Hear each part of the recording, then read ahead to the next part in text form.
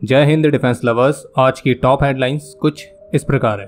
CCS ने approve करी एक और नई मिसाइल टेस्टिंग रेंज। कनाडा के पीएम को भारतीय विदेश मंत्रालय का करारा जवाब। इंडियन नेवी के सबमरीन्स के साथ 24 घंटे कम्युनिकेशन बनाए रखने के लिए तेलंगाना में स्थापित हो रही है एक खास तरह की फैसिलिटी। आज इंडियन नेवी के लिए एल&टी ने लॉन्च करी पहली मल्टीपर्पज वेसल। और ताइवान के चारों तरफ चीन ने कंडक्ट करी एक बड़े स्केल में मिलिट्री ड्रिल्स।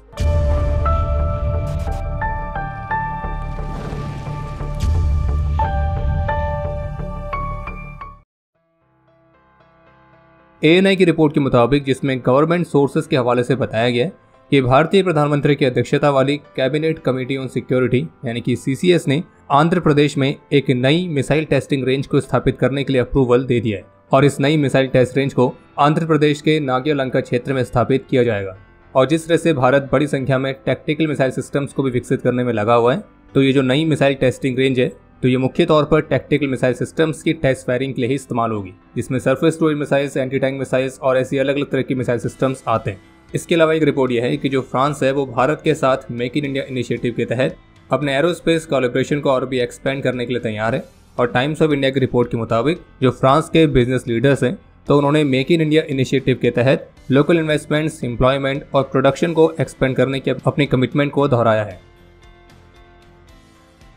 तो कनाडा के पीएम जस्टिन ट्रूडो की सरकार ने एक बार फिर से कुछ बेबुनियाद आरोप भारत पर लगाए हैं।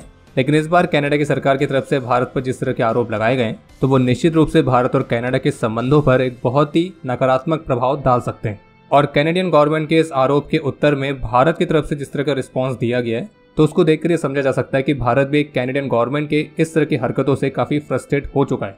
तो भारतीय विदेश मंत्रालय की तरफ से जो ऑफिशियल स्टेटमेंट जारी की गई है, कनाडा की ओर से उन्हें एक डिप्लोमेटिक संदेश मिला था जिसमें कनाडा में मौजूद भारतीय उच्चायुक्त और राजनयिकों यानी कि डिप्लोमेट्स को एक केस में पर्सन ऑफ इंटरेस्ट बताया गया है। यानी कनाडा की जो गवर्नमेंट है वो इंडियन हाई कमिश्नर और डिप्लोमेट्स को किसी मामले में संदिग्ध मान रही है। हालांकि वो किस केस में संदिग्ध माने गए तो इसके बारे में नहीं बताया गया है, लेकिन संभावना यही जताई जा रही है कि ये पूरा मामला खालिस्तानी आतंकी हरदीप सिंह निज्जर से जुड़ा हुआ है, जिसे कुछ अज्ञात बंदूकधारियों ने ढेर कर दिया था। और इसलिए भारतीय विदेश मंत्रालय ने ट्रूडो सरकार की ओर से लगाए गए इन सभी आरोपों को बेतुका बताते हुए कहा है कि जो कनाडा के प्रधानमंत्री जस्टिन ट्रूडो हैं तो वो पॉलिटिकल एजेंडा के चलते इस तरह के निराधार आरोप लगाकर भारत की छवि को खराब करने की कोशिश कर रहे हैं। और भारत का ये भी कहना है कि ट्रूडो सरकार का जो एजेंडा है तो ये वोट बैंक की राजनीति से प्रेरित है। और सितंबर 2023 में कनाडा की सरकार की ओर से निराधार आरोप लगाने के बाद से कनाडा की सरकार ने अभी भी एक भी सबूत पेश नहीं किया है जिससे कनाडा द्वारा लगाए गए आरोप सही साबित होते हों। जबकि भारत सरकार कई बार कैनेडियन गवर्नमेंट से कह चुकी कि वे इस मामले में हमको सबूत दें। और भारतीय विदेश मंत्रालय ने अपनी स्टेटमेंट में ये भी लिखा है कि ट्रूडो सरकार ने ये कदम उन बातचीत के बाद उठाया है जिसमें उन्होंने किसी भी तरह का कोई सबूत या तथ्य पेश नहीं किया है। और भारत ने संदेह जताया कि निज्जर वाले मामले के जरिए भारत की छवि को खराब कर राजनीतिक लाभ हासिल करने की कोशिश की जा रही है। विदेश मंत्रालय का यह भी कहना है कि कनाडा के पीएम जस्टिन ट्रूडो का भारत विरोधी एजेंडा पहले ही बेनकाब हो चुका है।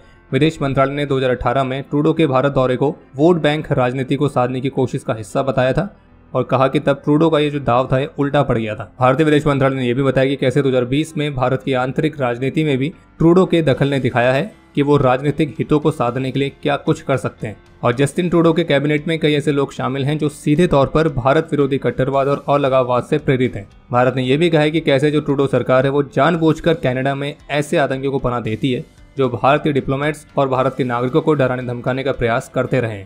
और कनाडा की जो सरकार है वो अभिव्यक्ति की आज़ादी के नाम पर ऐसे लोगों की हरकतों को सही ठहराती है। और बहुत से ऐसे व्यक्ति हैं जो अवैध तरीके से कनाडा की सीमा में घुसे हैं, उन्हें नागरिकता देने के लिए तेजी दिखाई गई। वहीं भारत सरकार ने कई बार कुछ आतंकियों संगठन के लीडर्स के प्रत्यर्पण की मांग की, लेकिन कनाडा ने उसे कभी भी स्वीकार नहीं किया। बाकी भारतीय विदेश मंत्रालय ने अपनी स्टेटमेंट में ये भी लिखा है कि कनाडा में भारत के जो हाई कमिश्नर हैं संजय कुमार वर्मा, वो भारत के सबसे वरिष्ठ डिप्लोमेट्स में से एक हैं और करीब 36 वर्ष के करियर में वो जापान और सूडान के एम्बेसडर रह चुके हैं।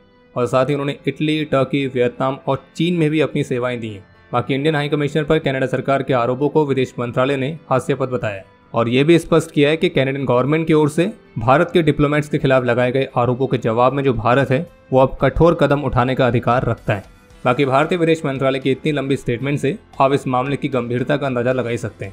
और एक बात तो तय है कि जस्टिन ट्रूडो के नेतृत्व में कनाडा की जो सरकार है अब वो शायद आतंकियों को पनाह देने के मामले में पाकिस्तान का भी रिकॉर्ड तोड़ने की तैयारी कर रही है।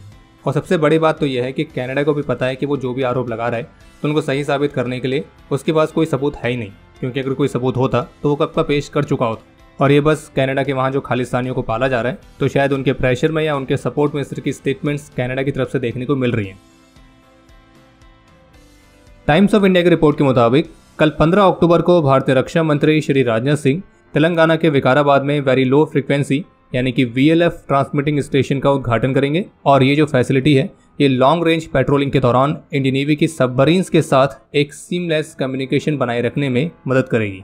बाकी रिपोर्ट के मुताबिक इस फैसिलिटी के 2 से 3 वर्षों के अंदर फुली ऑपरेशनल होने की उम्मीद है, जो कि भारत के पूरे एरिया ऑफ इंटरेस्ट में इंडियन नेवी की सबमर्ज सबमरीन्स के साथ एक round the clock encrypted communication connectivity provide करेगी। और जो VLF रेडियो वेव्स होती हैं वो इस तरह के पर्पस के लिए सर्टेन डेप्थ तक सी वाटर को पेनिट्रेट करने में सक्षम होती हैं। और दुनिया में कुछ ही देश हैं जिनके पास इस तरह की VLF कैपेबिलिटीज हैं। और चूंकि भारत की सबमरीन फ्लीट में भी न्यूक्लियर सबमरीन्स मौजूद हैं जो कि अक्सर काफ़ी लंबी लंबी दूरी तक पेट्रोलिंग्स करती हैं, तो ऐसे में इन सबमरीन्स के कमांड एंड कंट्रोल के लिए इस तरह की VLF कैपेबिलिटीज का होना बेहद जरूरी हो जाता है, ताकि लंबी दूरी में हमारी सबमरीन्स के साथ हमारा कम्युनिकेशन बना रहे। और टाइम्स ऑफ इंडिया की रिपोर्ट में बताया गया कि जो नई अत्याधुनिक VLF फैसिलिटी तेलंगाना में स्थापित की जा रही है तो ये इंडियन नेवी की डीजल इलेक्ट्रिक और न्यूक्लियर दोनों ही तरह की सबमरीन्स के लिए 24/7 365 डेज कम्युनिकेशन को मेंटेन करेगा। बाकी इसके अलावा एक और अपडेट है कि कल मंगलवार तक भारत और अमेरिका 31 प्रेडेटर आर्म्ड ड्रोन्स वाले डील को अंतिम रूप दे सकते हैं। आज इंडियन नेवी के लिए L&T द्वारा बनाई गई पहली मल्टीपर्पज वेसल जिसका नाम है समर्थक, तो उसे सफलतापूर्वक लॉन्च किया गया है। और इस वेसल की लॉन्च सेरेमनी में Indian navy chief admiral Dinesh Kumar Tripathi मौजूद थे। समर्थक 3600 टन तक के डिस्प्लेसमेंट वाली वेसल है और जैसे कि इसके नाम से मालूम पड़ रहा है इसे अलग अलग तरह के पर्पसेस के लिए इस्तेमाल किया जाएगा, जिसमें स्वदेशी हथियार, सेंसर्स और इक्विपमेंट के ट्रायल्स और टेस्टिंग जैसी एक्टिविटीज भी शामिल हैं, जिसके लिए अभी तक नेवी की फ्रंट लाइन शिप्स इस्तेमाल होती थी। और जबकि ANI के साथ बातचीत में इंडियन नेवी चीफ ने बताया कि इस वेसल को अनमैन या फिर अनक्रूड वेसल्स के लिए एक लॉन्च प्लेटफॉर्म या फिर मदरशिप की तरह भी यूटिलाइज किया जा सकता है। और इस तरह से इस वेसल के कई सारे मल्टीपर्पज यूजेस होने वाले हैं और ये इंडियन नेवी की कैपेबिलिटी को भी काफ़ी महत्वपूर्ण तरीके से बढ़ावा देगी। और जब इसी इंटरव्यू के दौरान उनसे ये प्रश्न पूछा गया कि जिस तरह से पाकिस्तान चीन से इक्विपमेंट और वेपन सपोर्ट को प्राप्त कर रहा है, तो इस पर इंडियन नेवी चीफ का एक कहना था, तो उन्हें लगता है कि चिंता से ज़्यादा एक आश्चर्य की बात है कि एक अर्थव्यवस्था जो कि लड़खड़ा रही है और अंतर्राष्ट्रीय सहायता की भीख मांग रही है और ऐसी स्थिति में भी अपनी आर्म्ड फोर्सेस को मॉडर्नाइज करने के लिए वो फंड जुटाने में लगी हुई है। बाकी उनका यह भी कहना था कि पाकिस्तानी नेवी में क्या हो रहा है हम हर चीज़ पर नज़र रख रहे हैं और पाकिस्तान की नेवी अलग अलग सोर्सेज से किस किस तरह के वेपन्स, किस तरह के प्लेटफॉर्म्स ले रही है, तो उसको काउंटर करने के लिए हमारे पास एक रणनीति है और हम क्षेत्र में समुद्री सुरक्षा और राष्ट्रीय समुद्री हितों से समझौता नहीं करेंगे। और रही बात चीन की, तो आप अच्छी तरह से जानते हैं कि संख्या के मामले में जो चीन की नेवी है वो सबसे बड़ी बन चुकी है और उस पर भी इंडियन नेवी ने नज़र रखी हुई है।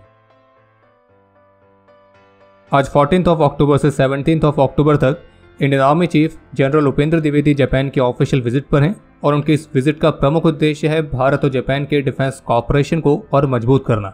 और इस विजिट के दौरान वे अपने जापानीज काउंटर पार्ट्स के साथ कुछ महत्वपूर्ण मीटिंग्स कंडक्ट करेंगे और साथ ही साथ कुछ जापानीज इक्विपमेंट और फैसिलिटीज़ को भी विटनेस करेंगे। इसके अलावा एक अपडेट यह है कि आज सोमवार से चीन ने एक बार फिर से ताइवान के चारों तरफ मिलिट्री एक्सरसाइज को लॉन्च कर दिया है और इस मिलिट्री एक्सरसाइज के नाम पर चीन के एयरक्राफ्ट और चीन की शिप्स ने ताइवान को चारों तरफ से घेरने की प्रैक्टिस करी है। और इस एक्सरसाइज को नाम दिया गया है जॉइंट स्वॉर्ड 2024B, जिसमें चाइना की मिलिट्री अपने जॉइंट ऑपरेशन कैपेबिलिटीज को टेस्ट करेगी।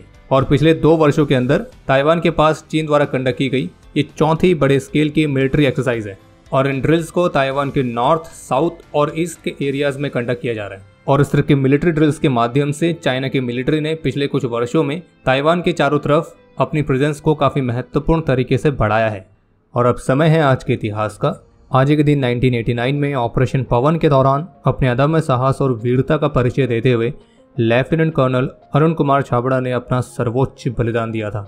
आज भारत के परमवीर सेकंड लेफ्टिनेंट अरुण खेत्रपाल की बर्थ एनिवर्सरी भी है। आज के दिन 1998 में पुलवामा में अपने अदम्य साहस और वीरता का परिचय देते हुए लेफ्टिनेंट अतुल कटारिया वीर गति को प्राप्त हुए थे।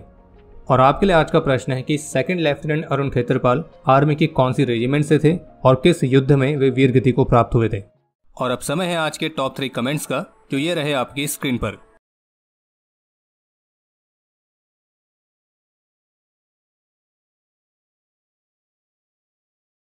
तो हमारे आज के इस एपिसोड के लिए इतना ही। उम्मीद है आपको एपिसोड पसंद आया होगा, कुछ नया जानने को मिला होगा।